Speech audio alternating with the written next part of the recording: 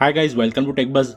So Samsung has introduced a new software which allows you to try out their Android 11 One UI 3 interface on iPhones, and it's supported on all the iPhones. I tried it on my iPhone 6s Plus as well and it worked. It is basically a simulation software which simulates Samsung One UI 3.0 on iOS devices. So now I'll show you how to install the app on your iPhone. Open Safari browser on your iPhone and just type itest.nz in your search box and click go. You can see the link on your screen as well. Although it appears to be for New Zealand only, but I'm trying to access it right now in India and it's working. After the site has loaded, click the options button and below you have the add to home screen option. Click on it and then click add.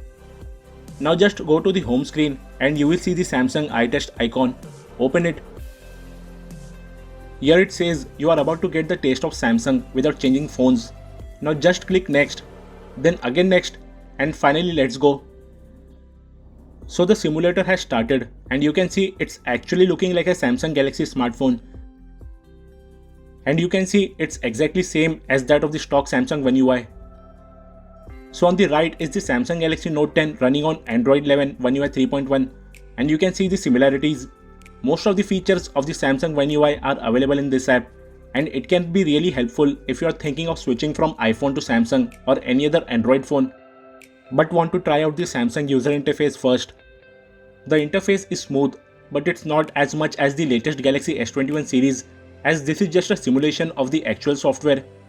All the stock apps are similar to Galaxy smartphone, and it also has the pop-up notification like actual Galaxy smartphone, but it's actually fake and is being sent by the app itself. You can also check out the calling app and you can see the calling interface is also similar. But it doesn't actually connect your call to anyone, but Samsung has done a commendable job here. If you want to go back to your iPhone home screen, you can just swipe from below or press the home button depending on your iPhone model. And if you open the Samsung iTest app again, you are back to your Samsung user interface. If you open the Messages app, there are already some conversations preloaded by Samsung. If you want, you can reply from here, but it won't do anything. If you open the Settings app, everything looks neat and clean, and all these options which are available over here are just for display. If you try to access them, it just gives a pop-up explaining what this feature does in the Samsung smartphone. And if you open the Galaxy Wearables app, you can have a look at all the latest Samsung wearables that are available in the market, but you can't connect them from here. You can also access the camera. When you open the camera, there is a guy who explains each and every feature of the Samsung camera app. Since it's a very long explanation, I'll skip it. But you can have a look at all the features that are available in the stock Samsung camera app, like AR Doodle, Live Photo, Live Focus Video, Pro Mode, Food Mode, Slow Motion and Night Mode. So the Samsung camera app actually works after the explanation, but you can't click pictures or shoot video. But you can change the aspect ratio, choose filters and do some other basic stuffs. And I actually like the Samsung camera app as it comes with loads of features, and that was the reason why I shifted from iOS to Samsung phone. There is also the S Health app which already has some preloaded workout data. You can have a look at Kids mode which you can't find in your iOS device. There is a Samsung SmartWatch app as well, and the Game Launcher app which optimizes your phone for gaming in your actual Samsung smartphone. You can also access the Galaxy stores and see what all apps and features are available, but you can't download them from here. One of the most important feature of any Android phone is the ability to customize your home screen, and that's available as well.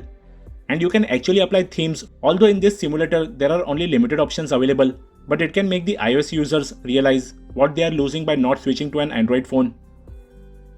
The notification and quick settings panel is also there, but it's not the full-fledged one. It's available with limited icons only. Suddenly this calling notification has popped up on my screen, but it's all fake, so I'll decline it. So the basic idea of this app is to give a glimpse of Samsung One UI 3.0 to iOS users. It's a really great concept by Samsung, and iOS users can themselves compare their iOS user interface with customizable and feature-rich user interface of the Samsung phone with just a click. Please let me know in the comment section below what are your thoughts about this Samsung iTest app. If you enjoyed the video, do hit the like button. Also don't forget to click the subscribe button and press the bell icon to get updates on our new video uploads. Also follow me on Instagram on techbuzz.insta page and techbuzz Facebook page. We will be back with another video soon. Till then, stay tuned.